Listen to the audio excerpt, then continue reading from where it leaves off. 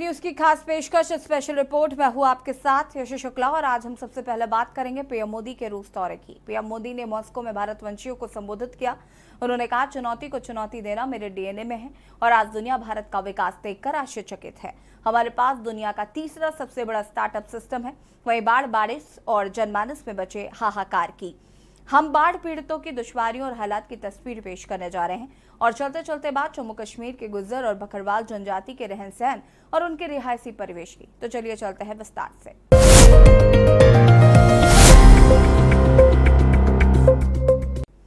प्रधानमंत्री नरेंद्र मोदी ने रूस दौरे के दूसरे दिन मॉस्को में भारतवंशियों को संबोधित किया। उन्होंने कहा, चुनौती को चुनौती देना मेरे डीएनए में है। आज दुनिया भारत का विकास देखकर आश्चर्यचकित है। हमारे पास दुनिया का तीसरा सबसे बड़ा स्टार्टअप सिस्टम है। पीएम ने कहा कि भारत रूस के बीच अनोखा रिश्ता है। रूस का नाम सुनते ही भारतीयों के मन में आता है हमारा सुख दुख का साथी। पीएम ने कहा, मैं अपने साथ हिंदुस्तान की मिट्टी की महक लेकर आया हूँ। 140 करोड़ देशवासियों का प्यार लेकर आया हूँ। उनकी शुभकामनाएं आपके लिए लेकर आया हूँ। देखिए रिपोर्ट। पीएम मोदी के भाषण की बड़ी बातें। सिर पर लाल टोपी रूसी, फिर भी दिल है हिंदुस्तानी। मेरे डीएनए में है चुनौती को चुनौती देना।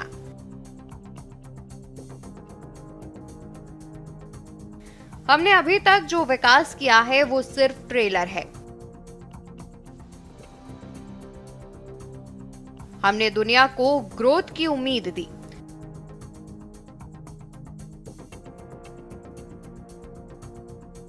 मोदी बोले, INSTC कॉरिडोर से पहला शिपमेंट आया। कजान येक्टेरिनबर्ग में कॉन्सुलेट खुलेगा। हमारे त्योहारों को रूसी दोस्त भी मनाते हैं।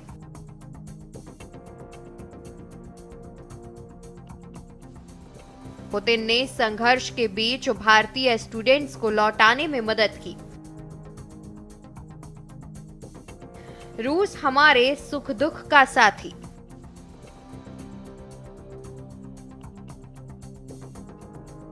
भारतीय टीम ओलंपिक में भी शानदार प्रदर्शन करेगी। पीएम बोले, वर्ल्ड कप की जीत विजय यात्रा का प्रतीक।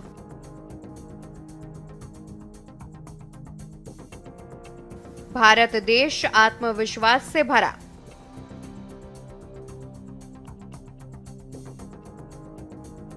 भारत देश के 140 करोड़ लोगों के सामर्थ्य पर भरोसा। दुनिया हमारे युवाओं के टैलेंट को देखकर अचंभित है।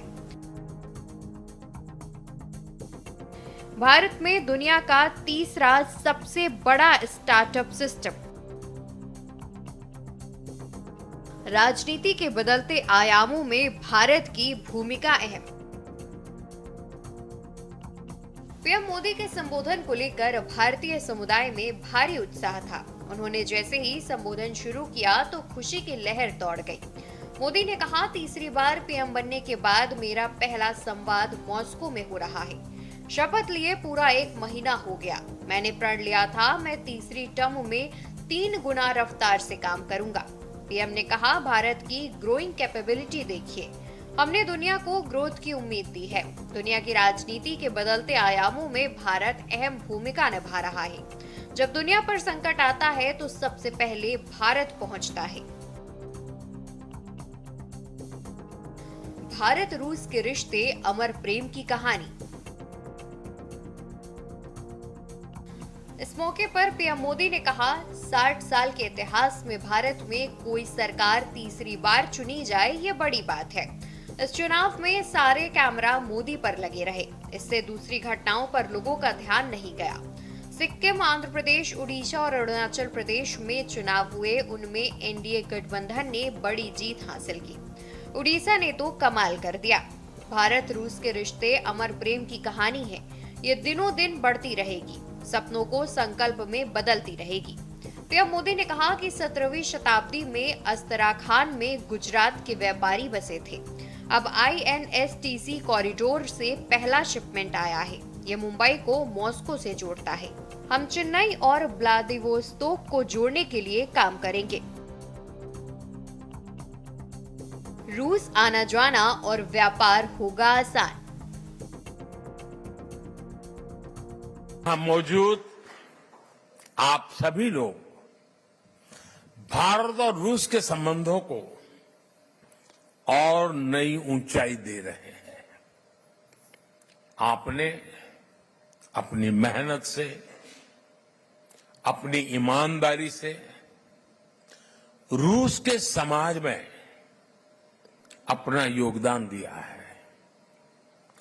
साथियों, मैं दशकों से भारत और रूस के बीच जो अनोखा रिश्ता है उसका कायल रहा हूं। रूस शब्द सुनते ही हर भारतीय के मन में पहला शब्द आता है भारत के सुख दुख का साथी।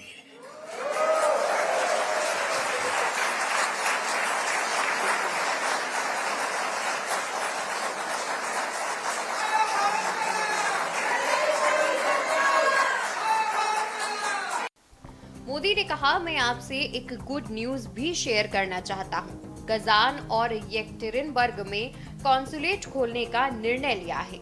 इससे लोगों का रूस आना जाना और व्यापार आसान होगा। कजान तातरस्तान का सबसे बड़ा शहर और राजधानी है। वहीं मोदी ने कहा, पिछले महीने इंटरनेशनल योग दिवस पर रूस में हजारों लोगों ने पार्टिसिपेट किया। हमारे त्योहारों को रूसी दोस्त भी मनाते हैं। ये पीपल टू पीपल कनेक्ट सरकार के दायरे से काफी ऊपर होता है। पुतिन ने संघर्ष के बीच भारतीय स्टूडेंट्स को लौटाने में मदद की। कहा, मैं अपने मित्र पुतिन की सराहना करूंगा। उन्होंने बीते सालों में दोनों देशों के रिश्तों के लिए जो काम किया है उसकी सराहना करता हूं। हमारी मुलाकात 17 बार हुई है। जब हमारे स्टूडेंट संघर्ष में फंसे तो पुतिन ने उन्हें देश लौटाने में मदद की। इसके लिए मैं उनका आभार व्यक्त करता हूं। हमारे नौजवान बड़ी संख्या में यहाँ आते हैं। पीएम मोदी ने कहा, रूस भारत का भरोसेमंद दोस्त है। हमारे रूसी दोस्त इसे दुधवा कहते हैं, हम इसे दोस्ती कहते हैं। रूस में सर्दी के मौसम में टेम्परेचर कितना भी माइनस में चला जाए, दोनों देशों में दोस्ती गर्मजोशी के चलते प्लस में रही है। हमारा रिश्ता म्यूचुअल रिस्पेक्ट पर टिका है। घर घर में गाना गाया जाता है, सिर पर लाल टोपी रूसी, फिर भी दिल है हिंदुस्तानी। ये गाना भले ही पुराना हो गया हो, पर सेंटिमेंट अब भी एवरग्रीन है। भारत रूस के रिश्ते को सिनेमा ने आगे बढ़ाया। हमारे रिश्ते की दृढ़ता बार बार परखी गई है। हमने हर चुनौती पार की है। पीएम मोदी बोले, ग्लोबल प्रॉस्पेरिटी को बढ़ावा देने के लिए भारत रूस कंधे से कंधा मिलाकर चल रही हैं। भारत रूस के बीच जो अनोखा रिश्ता है, रूस का नाम सुनते ही भारतीयों के मन में आता है हमारा सुख दुख का साथी। पीएम ने कहा कि जीत की भावना क्रिकेट तक सीमित नहीं है, ये दूसरे खेलों में भी दिख रही है। दूसरे टूर्नामेंट्स में भी हमारे खिलाड़ियों ने शानदार प्रदर्शन किए हैं। हमारी टीम पेरिस ओलंपिक में जा रही है। भारत की युवा शक्ति देश को देश की ऊंचाइयों तक पहुंचाने की शक्ति दिखाती है। मोदी बोले, वर्ल्ड कप में भारत की जीत अपने आप में जीत की यात्रा का प्रतीक है। ये जीत दर्शाती है कि आज का युवा और युवा भारत आखिरी बॉल और आखिरी पल तक हार नहीं मानता है। आज विजय उन्हीं के चरण चूमती है जो हार मानने को तैयार नहीं। आत्मविश्वास से भरा है भारत। पीएम मोदी ने कहा, 140 करोड़ देशवासी सपना देखते हैं, उसके लिए जी जान से जुटे रहते हैं। भारत में बदलाव सिर्फ इंफ्रास्ट्रक्चर का नहीं है, ये बदलाव भारतीयों के आत्मविश्वास में भी दिख रहा है। सफलता की पहली सीढ़ी आत्मविश्वास होती है।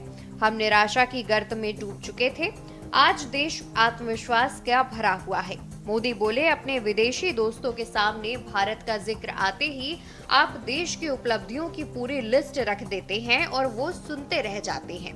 आज भारत दशकों पुरानी समस्या का समाधान करता है। कॉर्पोरेट के नीचे समस्याओं का छिपाना गवारा नहीं है। हमने अपनी अर्थव्यवस्था को सिर्फ कोविड से नहीं निकाला, बल्कि उसे सबसे मजबूत अर्थव्यवस्था भी बना दिया। हम ग्लोबल लेवल के स्टैंडर्ड सेट कर रहे हैं। हम दुनिया की सबसे बड़ी हेल्थ इंश्योरेंस स्कीम चलाते हैं। पीएम मोदी ने कहा कि भारत 40,000 किलोमीटर से ज्यादा रेल लाइन का इलेक्ट्रिफिकेशन कर देता है तो दुनिया को भी भारत की पावर का एहसास होता है। उनको लगता है कि देश बदल रहा है। भारत L1 पॉइंट से सूरज की परिक्रमा पूरी करता है, रेलवे का सबसे ऊंचा ब्रिज बनाता है, सबसे बड़ा स्टैच्यू बनाता है, तो दुनिया कहती है कि भारत सच में बदल रहा है। भारत बदल रहा है क्योंकि भारत अपने देश के 140 करोड़ लोगों के सामर्थ्य पर भरोसा करता है, दुनिया भर में फैले भारतीयों के सामर्थ्य पर भरोसा करता है। मोदी बोले, दुनिया हमारे युवाओं के टैलेंट को देखकर अचंभित है।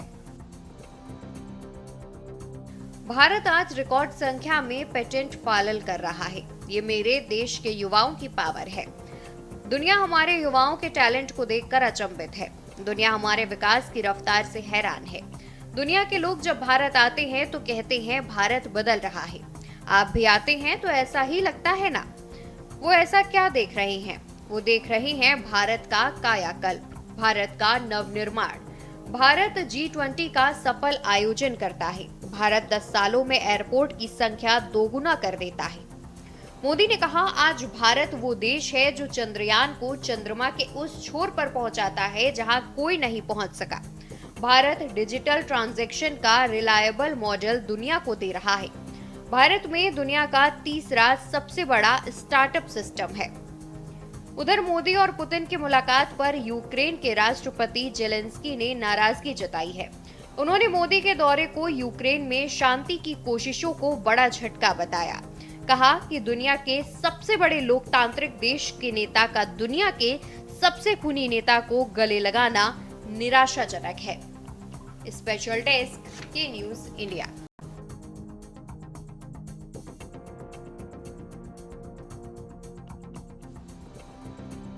यहाँ रुकेंगे एक छोटे से ब्रेक के लिए, जल्द हाजिर होते हैं।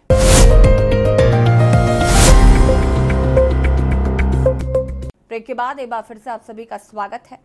दक्षिण पश्चिम मानसून सामान्य तौर पर 8 जुलाई तक पूरे देश में छा जाता है, लेकिन इस साल जुलाई के पहले हफ्ते में ही कई राज्यों में बाढ़ का कहर देखने को मिल रहा है।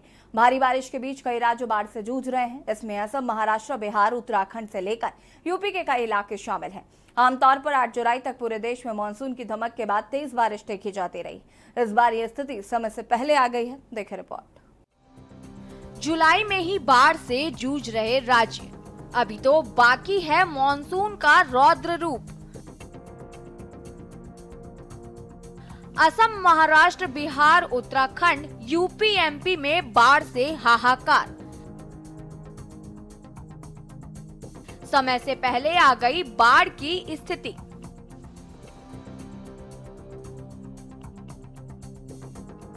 पूर्वोत्तर में आफत की बारिश।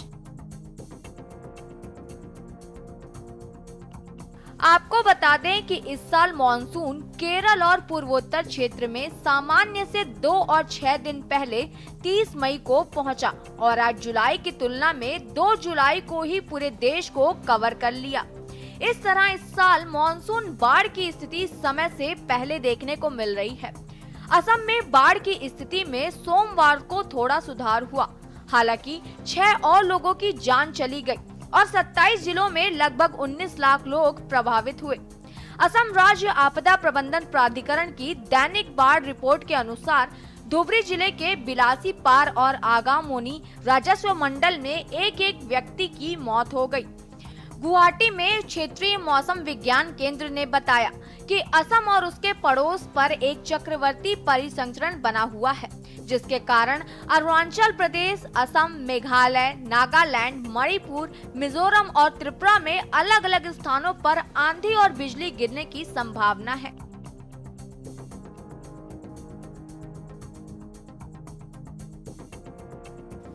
देवभूमि उत्तराखंड में मचा हाहाकार। वहीं देवभूमि उत्तराखंड में मानसून की बारिश अब आफत की बारिश बन गई है। पिछले 3-4 दिनों से लगातार हो रही बारिश से जनजीवन बुरी तरह से अस्त व्यस्त हो गया है। आलम ये है कि हजारों लोग बाढ़ में फंसे हैं, तो कई हजार लोग बेघर हो चुके हैं। कई लोगों ने अपनों को खोया है, तो कई अपनों के इंतजार में बैठे हैं। इस बीच मुख्यमंत्री पुष्कर सिंह धामी ने आपदाग्रस्त क्षेत्रों का हवाई और स्थलीय निरीक्षण किया।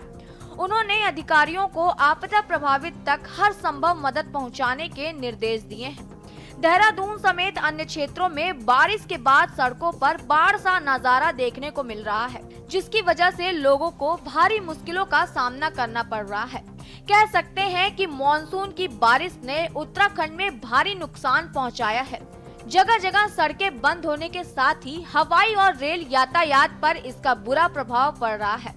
200 से अधिक सड़कें अवरुद्ध हैं, तो वहीं कई हजार लोग बाढ़ से प्रभावित हुए हैं। मॉनसून की इस बारिश कुमाऊं को भारी नुकसान पहुंचाया है। यूपी के तराई क्षेत्र में बाढ़ से हालात। इसी तरह यूपी में बाढ़ का कहर बरपा रही है। नेपाल से छोड़ा जा रहे पानी के कारण शारदा, राप्ती, सरयू, गंडक, गंगा, रामगंगा नदियां उफान रही हैं। श्रावस्ती, बलरामपुर, पीलीभीत, लखीमपुर खीरी के कई गांव डूब गए हैं। पीलीभीत में रेलवे ट्रैक के नीचे का पुलिया बह जाने से ट्रेनों का आवागमन ठप हो गया है। बाढ़ प्रभावित विभिन्न जिलों से 15 लोगों की मौत की जानकारी मिली है। पीएसी एनडीआरएफ को बाढ़ प्रभावित क्षेत्रों में राहत के लिए तैनात कर दिया गया है।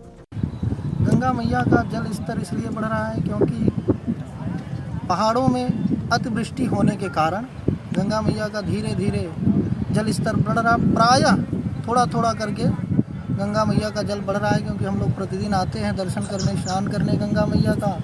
और धीरे धीरे अब यहाँ के जो तीर्थ पुरोहित, पंडा इत्यादि हैं, दुकानदार हैं, वो धीरे धीरे अपने सामानों को समेट करके बांध की ओर बढ़ रहे हैं, ऊंचाई की ओर बढ़ रहे हैं, क्योंकि गंगा मैया के जल स्तर में धीरे धीरे काफ़ी तेज से वृद्धि हो रही है। उत्तराखंड से जल प्रयागराज में जो इस समय उसका बाढ़ का प्रकोप दिखाई पड़ रहा है। गंगा जमुना दोनों बढ़ रही है। हाँ, गंगा जमुना दोनों बढ़ रही है। तो लोग अपना सामान लेके हाँ, जब गंगा जमुना बढ़ रही तो सामान सब पीछे ही लेकर के जाना पड़ेगा, चाहे तीर्थ पुरोहितों को जो उन्हें। महाराष्ट्र में बाढ़ से भारी तबाही। महाराष्ट्र के अकोला से बारिश, बाढ़ और तबाही की तस्वीरें सामने आ रही हैं। अकोला में मूसलाधार बारिश से शहर के कई हिस्से पानी में डूब गए हैं। तमाम नदी नाले उफान पर हैं। अकोला के खराब गांव में काम कर रहे 14 मजदूर अचानक आए तेज बहाव में फंस गए। इन मजदूरों को रस्सी के सहारे रेस्क्यू किया गया। मौसम विभाग ने मुंबई और पुणे में भी हाई टाइड और भारी बारिश का रेड अलर्ट जारी किया है। भारी बारिश ने मुंबई और पुणे के सड़क परिवहन के साथ हवाई सेवाओं को भी बुरी तरह प्रभावित किया है। खराब मौसम की परिस्थितियों को देखते हुए प्रशासन ने मुंबई और पुणे के सभी स्कूलों में छुट्टी घोषित कर दी है। बिहार में बाढ़ से हाहाकार, जनजीवन प्रभावित। बिहार में बाढ़ से हाहाकार मचा हुआ है। नेपाल में भारी बारिश के बाद कोसी बैराज के 56 गेट खोले गए हैं। बांध से करीब 3,94,000 क्यूसेक के पानी छोड़ा जा चुका है, जिससे कोसी नदी का जलस्तर तेजी से बढ़ रहा है। बाढ़ का पानी नदी के आसपास के गांवों को अपनी चपेट में ले रहा है। सैकड़ों गांव जलमग्न हो चुके हैं। हजारों लोग बाढ़ से प्रभावित हैं। कोसी में बढ़ रहे जलस्तर की वजह से सुपौल, सहरसा और मधेपुरा जैसे जिलों में भी बाढ़ का खतरा बढ़ गया है। पिछले 44 साल में पहली बार जुलाई के महीने कोसी बैराज 4 लाख क्यूसेक पानी छोड़ा गया है। प्रशासन ने लोगों से ऊंचाई वाले स्थानों पर जाने की अपील की है। इसके अलावा उत्तरी बिहार में भी लगातार बारिश हो रही है, जिससे हालात और बदतर हो सकते हैं। कोसी नदी में आई बाढ़ के कारण बिहार के मधुबनी जिले के बाढ़ग्रस्त इलाकों में गाड़ियों की जगह दूल्हे को चिलचिलाती धूप में नाव पर चढ़कर निकाह करने जाना पड़ा।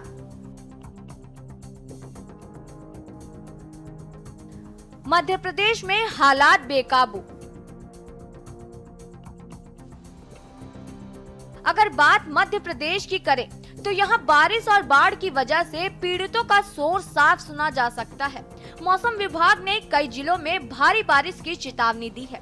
सड़कों पर इतना पानी भर गया है कि तेज बहाव में बहती गाड़ियों की तस्वीर सामने आ रही है। अस्पतालों में भी बाढ़ का पानी भर गया है। वार्डों में मरीज के पलंग के नीचे भरा पानी तमाम इंतजामों पर सवाल खड़े कर रहा है। मूसलाधार बारिश की वजह से गोलू खेड़ी इलाके में पुल के ऊपर से नदी का पानी बह रहा है। स्पेशल डेस्क के न्यूज इंडिया। जम्मू कश्मीर में जनजाति के लोगों का जीवन काफी कठिनाइयों से गुजरता है। गुज्जर और बकरवाल जनजाति के लोग गर्मी आते ही हिमालय के ऊपरी हिस्से में चले जाते हैं, जहां वो किस प्रकार गुजर बसर करते हैं, देखिए रिपोर्ट में। जम्मू कश्मीर की खानाबदोश गुज्जर और बकरवाल जनजाति के लोग गर्मी के मौसम में हिमालय पर चले जाते हैं। इस दौरान वे अपने पशुओं को भी हिमालय के ऊपरी हिस्से में ले जाते हैं। इन दिनों में बच्चों को पढ़ाने के लिए शिक्षकों की टीम भी वहां पहुंचती है। वॉलंटियर शिक्षक मौसमी शिक्षा केंद्रों को चालू रखने के लिए कई किलोमीटर की यात्रा करते हैं। शिक्षा केंद्रों में भाग लेने वाले कई बच्चों ने सरकार से उन्हें कवर किए गए टेंट, बैग और बैठने का सही इंतजाम मुहैया कराने की अपील की है। यहाँ पर हमारे टीचर पढ़ाते हैं, हमें तो अच्छा पढ़ाते हैं। हमारे टेंट में भी पानी आता है, हमें बहुत सारी फैसिलिटी चाहिए और हमारे जो टीचर हैं वो हमें अच्छे पढ़ाते हैं। और जो यहाँ पे हमें बहुत सारी दिक्कतें और टाट वाट भी नहीं है, हमारे टेबल भी नहीं है जो हमें सर पढ़ाए हैं और हमें बहुत सारी दिक्कतें हो रही हैं जी। हमें बारिश में बहुत मुश्किलें आती हैं पढ़ने के लिए। जब बैठते हैं अंदर पानी बह जाता है जी, जब बैठते हैं अंदर पढ़ने के लिए तो बहुत सारा पानी होता है अंदर। इन मौसमी शिक्षा केंद्रों में पढ़ाने वाले शिक्षकों को सरकार नियुक्त करती है। कम वेतन मिलने से वे भी परेशान हैं।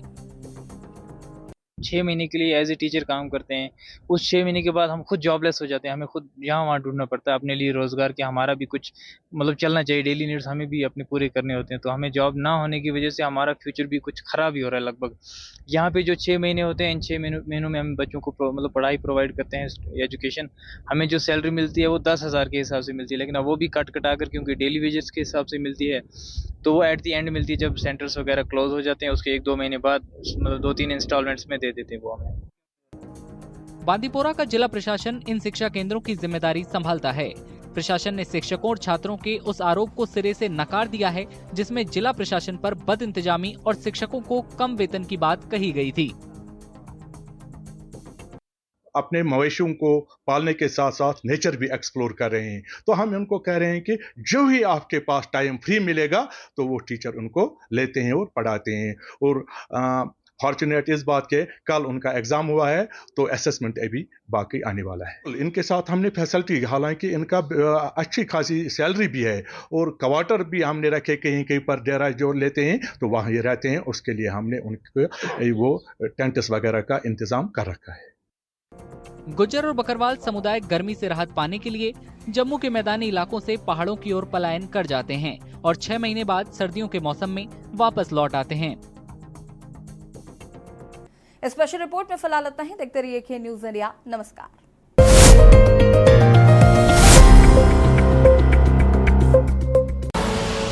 आप देख रहे हैं के न्यूज, खबरों का सारथी।